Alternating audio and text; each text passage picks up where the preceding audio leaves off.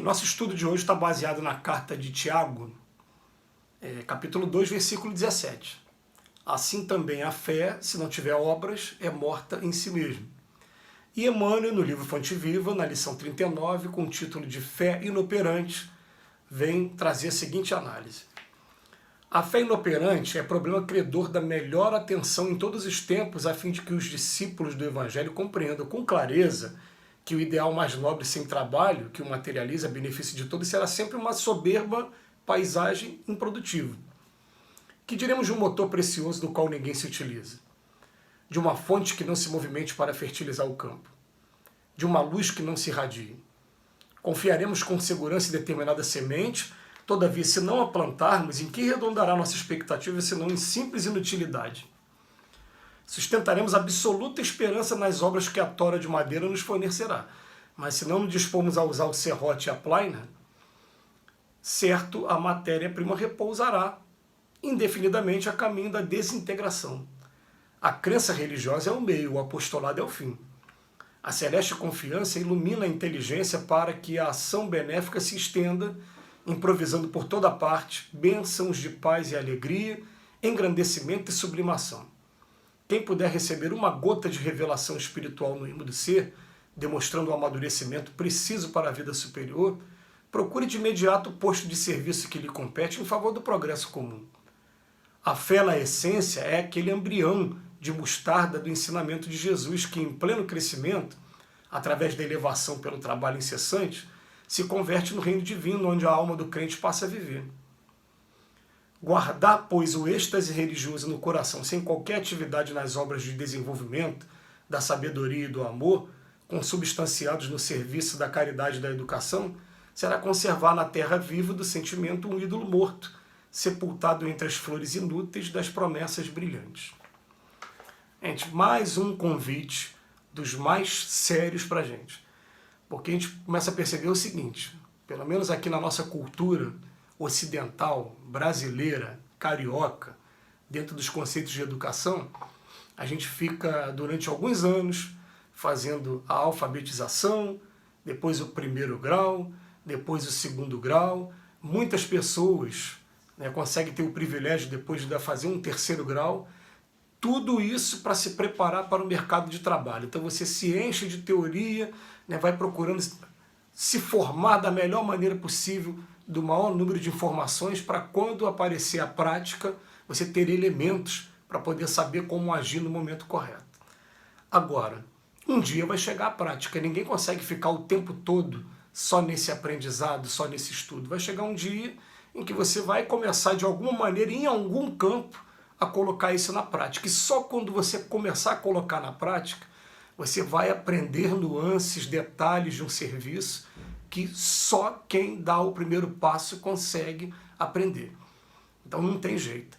É claro que você pegar uma informação acadêmica com alguém que já traz alguma determinada experiência vai fazer uma diferença muito grande, mas ela não vai ser a sua completude vai ser realmente quando você começar a fazer um determinado trabalho. Então, quando vai falar da fé, acaba sendo a mesma coisa. A gente tem acompanhado aí os estudos de Emmanuel, e Emmanuel vem chamando a atenção de que a maioria de nós, durante muitos e muitos e muitos anos, a gente só procura Jesus em dois momentos. Quando a gente está sedento do pão e do peixe que ele vem multiplicar para nos alimentar, ou quando a gente está aflito por conta de uma doença física ou algum problema psicológico, e foi ele que falou para a gente, vem a mim, vós que estáis aflitos, que eu vos aliviarei. A gente busca por alívio. Mas a maioria de nós saciou a fome, eu volto para os meus afazeres normais, ou então fiquei aliviado da doença, eu volto para a minha vida, e é assim que costuma acontecer na maioria dos centros religiosos do mundo todo. A pessoa vai para a igreja, ou vai para o centro espírita, ou vai para um determinado templo, enquanto ela está em necessidade. Quando passou a necessidade, ela volta para a vida dela normal e se esquece o tempo todo do que o que tem ouvido, o que tem aprendido. Agora, quando a gente começa a dar o primeiro passo, a pensar assim, peraí, a seara é grande, eu posso escolher o que eu quiser, Eu posso escolher desde aqueles serviços que são mais emergentes e que a gente ainda vai encontrar, infelizmente, nos dias de hoje, muitos serviços que são emergentes, pessoas que estão morando na rua, pessoas que estão passando dificuldade nas comunidades, as dificuldades nos hospitais. Serviço emergente tem para tudo quanto é lugar. A gente pensar assim, né? A violência urbana hoje está tão grande, mas esses que estão envolvidos na violência urbana, eles não tiveram assistência adequada no momento adequado. Eles viveram também uma vida de muito, apanhando muito, tomando muita surra, e chega um determinado momento que a revolta toma conta daquele espírito, o coração parece que esfria, e ele começa a vir para a rua descontar na sociedade uma maneira, né, por conta de não ter conseguido um lugar para começar a desenvolver um trabalho, para estudar, para fazer a mesma coisa que ele. Então, a gente começa, nesse primeiro momento, escolher um determinado trabalho e fica livre para escolher. É até bom demais quando a gente escolhe aquilo que a gente mais gosta de fazer. E daqui a pouco, quando a gente começa a fazer aquilo que mais gosta de fazer e vai fazendo, daqui a pouco a gente descobre que tem coisas que também precisam de alguém fazendo, mas quase não tem ninguém. A gente se aventura aí para um ou outro trabalho que não tenha muita afinidade e acaba até descobrindo uma afinidade que não tinha antes. Acaba até aumentando o nosso cabedal aí de capacitação para estar se entregando a esses trabalhos. Mas enquanto isso não acontece, você fica na sua fé o tempo todo, você fica, peraí, mas para que está sendo a fé? Eu vou perguntar assim, né? Ué, a fé é o quê? Para acreditar que os bons espíritos nos amparam, que Jesus é o mestre dos mestres? É isso todo mundo, em qualquer momento, fazendo a análise dos textos e com a vivência normal, vai chegar à conclusão. Se não chegar hoje, vai chegar amanhã, vai chegar em algum momento.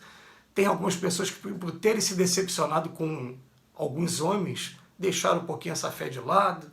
Por quê? Porque estão achando que um homem, você não vai encontrar um homem perfeito. Eu não sou perfeito, e o único perfeito que esteve aqui na Terra foi Jesus. Então, qualquer líder espiritual de qualquer religião aqui no mundo, no Brasil e no mundo, não é uma pessoa perfeita. Tem uma pessoa cheia também de problemas, que precisa, às vezes, fazer terapia, como a gente vê fazendo por aí, mas está tentando ser um representante aqui, muito mais por atitudes do que por palavras. As palavras também no momento certo. Porque volta e meia a gente acaba sendo convidado, né, a estar fazendo uma prece. Eu me lembro com muito carinho de uma vez eu estar no meio da rua, entregando comida, e chegar uma pessoa perto de mim e falou assim, pastor, achou que eu fosse um pastor. Eu não sou pastor, né? Eu não sou da igreja evangélica, eu sou espírita. Ele falou, pastor, você pode fazer uma oração comigo? Eu falei, claro. E naquele momento eu fechei meus olhos e eu me lembro que essa oração não veio de mim, porque as ideias que saíram por aqui, mas não passariam por aqui, eu nunca tinha pensado naquilo que eu falei, e eu falei uma coisa mais ou menos assim, né? Senhor, meu Deus, me dê forças para superar essa prova difícil que eu estou passando nesse momento, porque eu sei que tudo acontece com a sua autorização, mas eu quero muito passar com dignidade. Eu não quero fazer nada que depois eu me arrependa e me vergonhar de estar fazendo nesse momento. E logo depois dali, quando terminou, deu um abraço, pegou a quentinha dele e foi comer. E você está juntando nesse momento a parte teórica, mas também a parte prática. Então a gente convida todos vocês, escolham o que vocês quiserem, porque a seara é grande. Às vezes o trabalho nosso está direcionado a um grupo pequeno de pessoas, às vezes está direcionado só à nossa casa, e que já é uma tarefa mais nobre, porque a nossa família é o nosso mais próximo. O amar o próximo a si mesmo, a nossa família é o mais próximo, né? Mas a gente começa a entender o que Tiago vem dizendo esse tempo todo. Pô, de que adianta eu ser a semente se eu não vou plantar? Daqui a pouco vai vir um bicho e vai se alimentar dessa semente. De que adianta eu ser uma tora de madeira se essa matéria-prima não se tornar qualquer coisa? Ela vai entrar em desintegração, né? Vai começar a dar cupim. Então, se eu já comecei a receber essas sementes, a crença religiosa é o meio, mas o apostolado, o trabalho mesmo, esse é o fim. E é esse que vai dar força para cada um de nós, por pequenininho que ele seja, mas vai te dar alegria e vai te dar assim, uma razão para você viver. Que a gente começa a se envolver com esses trabalhos e ver tem muita coisa para fazer. Eu sou uma gotinha no oceano, mas agora estou fazendo a diferença na vida de alguém. Que Jesus nos abençoe agora e sempre.